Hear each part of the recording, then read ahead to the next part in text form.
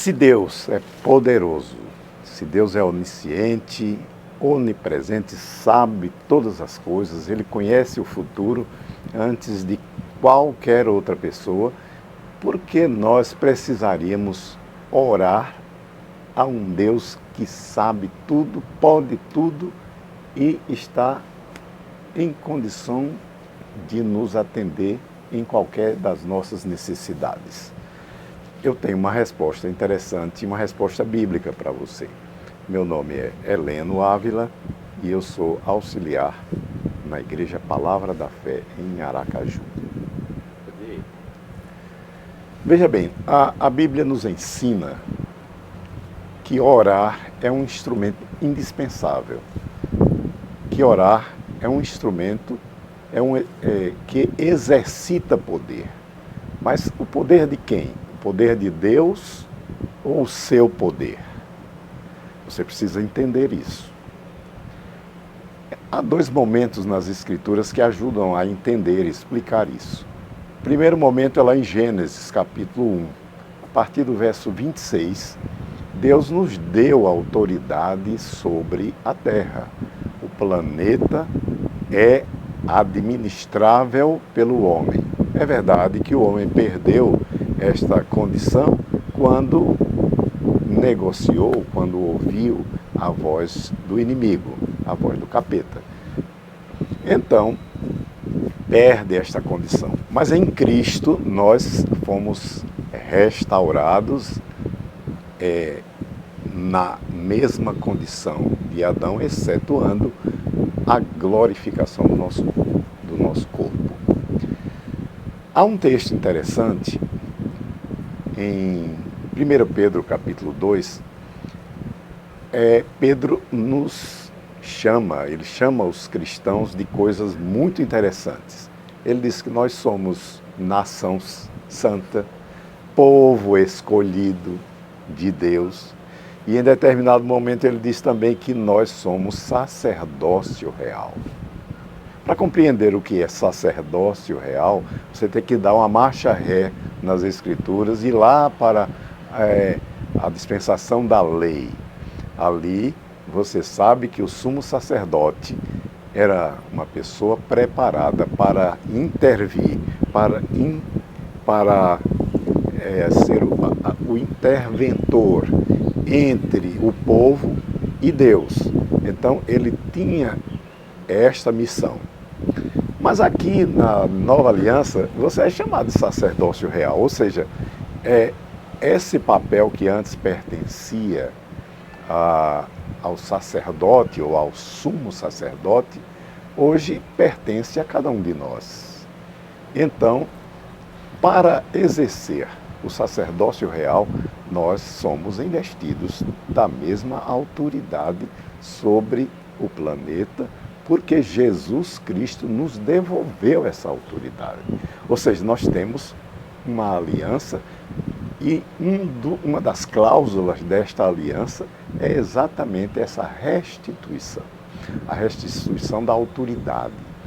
Então, quando nós oramos, e aí entra a questão da oração, quando nós oramos, nós utilizamos a oração como um instrumento de autoridade. Jesus fazia isso. Ele orava e veja bem, ele tinha seus momentos de oração que eram momentos particulares dele com Deus.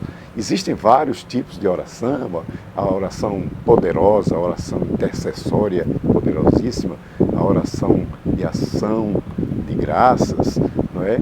Existe a oração de concordância, etc. Não importa, os tipos de oração variam, mas a autoridade com a qual você é investido e que usa ao orar, lhe diz que você exerce comando no seu pedaço, no seu planeta. E onde é que Deus entra na história? Ora, para isso nós precisamos conhecer a vontade de Deus. A vontade de Deus está expressa em sua palavra.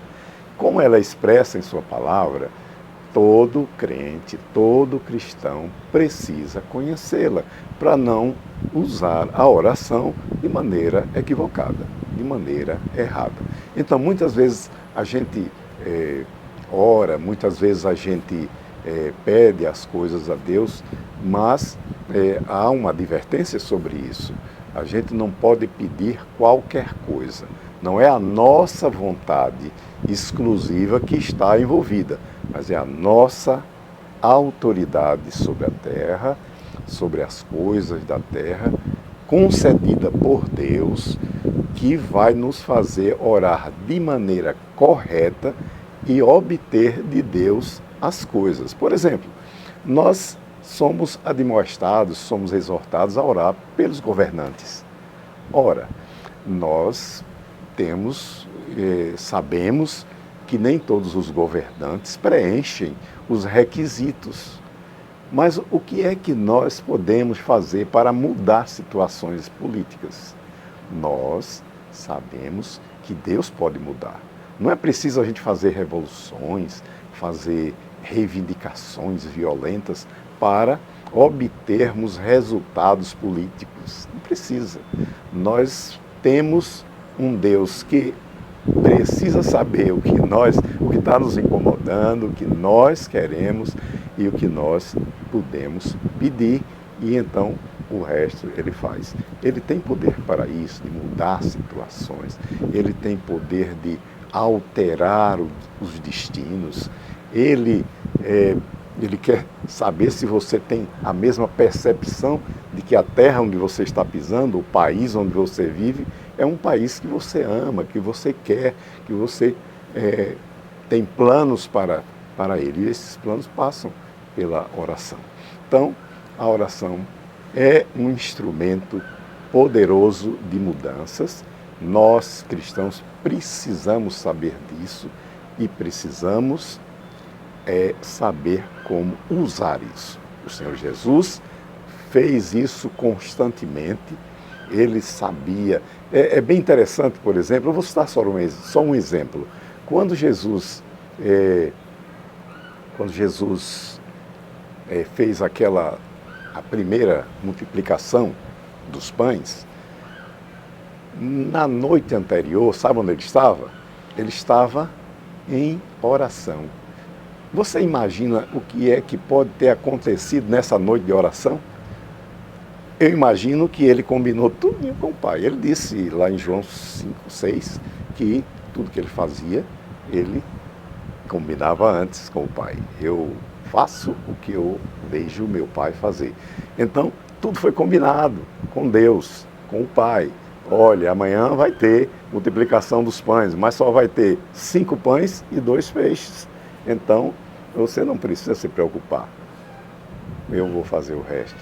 Teria dito o Pai na noite anterior, no momento em que os anjos serviam a Jesus, uma festa. Então faça dos seus momentos de oração uma festa na presença do Pai. Combine tudo e as coisas vão acontecer.